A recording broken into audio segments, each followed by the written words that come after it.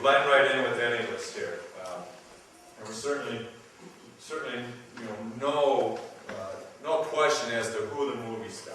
He was the star. That's right, Cool Man Luke. And the guy that Strother Martin that was in it with him was in our movie as well.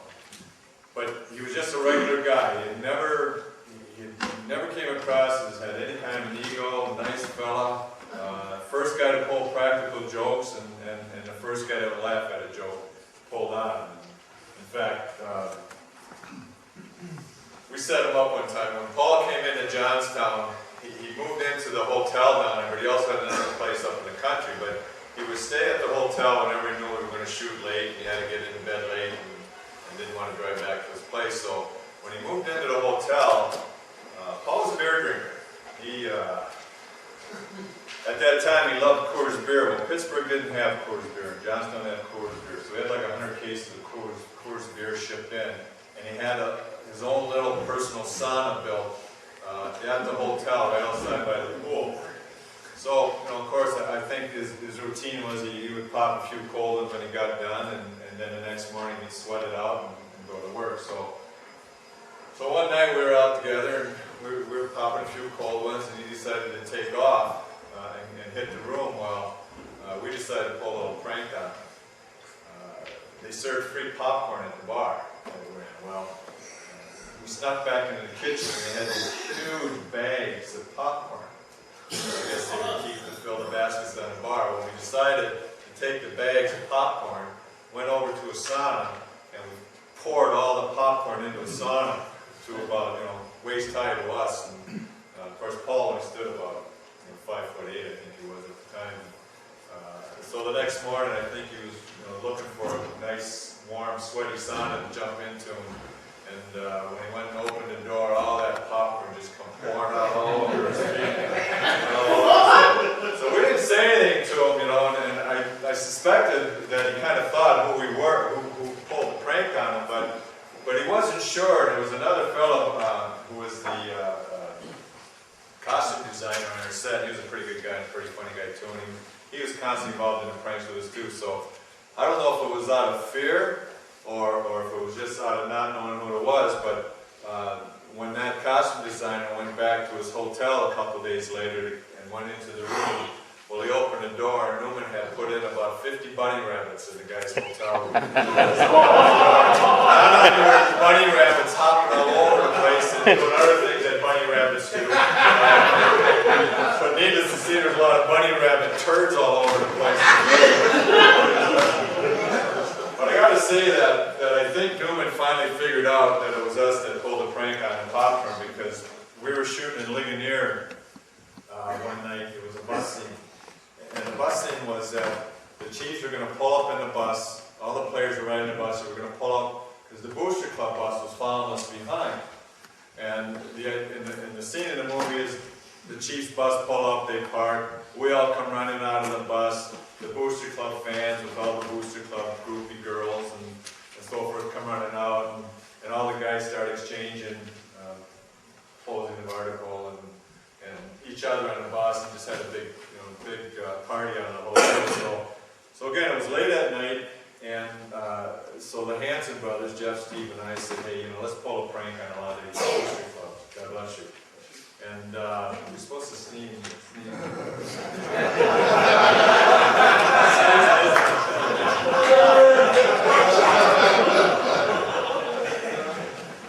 So the joke was going to be that, and again, we think at Ligonier, late at night, the only people that are going to be there is the director, a couple of the camera guy, and a couple of the crew people. So we say to Newman, we say, hey, Paul, got an idea for a joke. He says, when the bus pulls up and stops, let's take all our clothes off, go running out, and jiggle and jump in front of all the ladies coming across, and everybody will get a good chuckle out of it. Newman's going, yeah, that's a great idea. I'll be right behind you. You guys lead, I'll be right behind you. So the bus pulls up, right? The bus pulls up, slams on the brakes. We're bare butt naked. We come running out, and all the Booster Club people come running out, and we're all jumping up and down and jiggling and laughing and this and that. And we looked around, well, the entire town of Ligonier was there. Grandmas, daughters, aunts, uncles, nieces, nephews, the mayor, and we didn't know it. We were, and obviously it's like, we're frozen in time, and we look behind us, and it's just the three of us, right? And we look up, and there's Newman hanging out the window going, I got you, man.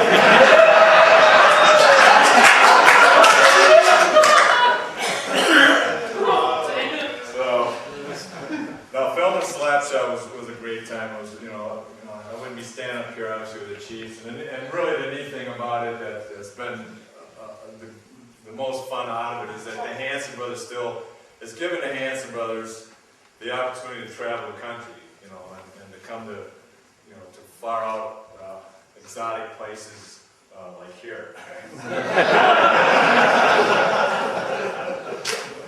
Well, we have. We've been to Germany, we've been to London, all places in Canada, all across the United States, and it's amazing the popularity of Slapshot over the years and the Hanson brothers, and it's allowed us to help raise a lot of money for charity, and we've done a great job doing it, and really had a blast. And Dan mentioned the book. One of the neat things, and it's not a coloring book. There are pictures in it, but it's not a coloring book. You have to read it. Something I decided to do about a year or so ago. I just kind of was like this with a bunch of guys one day, and we just started telling stories. And someone said, you ought to write a book. And I sat down and I said, yeah, I ought to write a book. And I came up with one. And I think if you got it, you'd enjoy it. And there are some pictures, but there's a lot more stories like that about behind the scenes of Slapshot. It's just a lot of fun stuff. But I went on and had a 10-year professional career, which was a great time. Some of the 10 best years of my life. And I spent, Dan rattled off the cities that I played in. It's only because I had a wife I was trying to get away from, but she kept following me. But it's a fantastic career.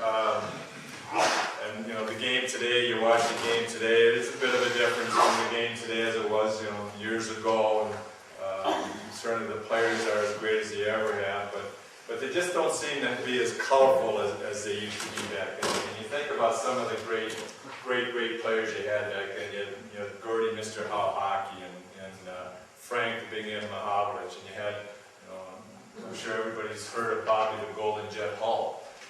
Bobby at the time is probably the #1 reason why goaltenders started developing and started wearing goaltending masks. He would just shoot the puck over 100 miles an hour, and back then it was unheard of to shoot the puck like that.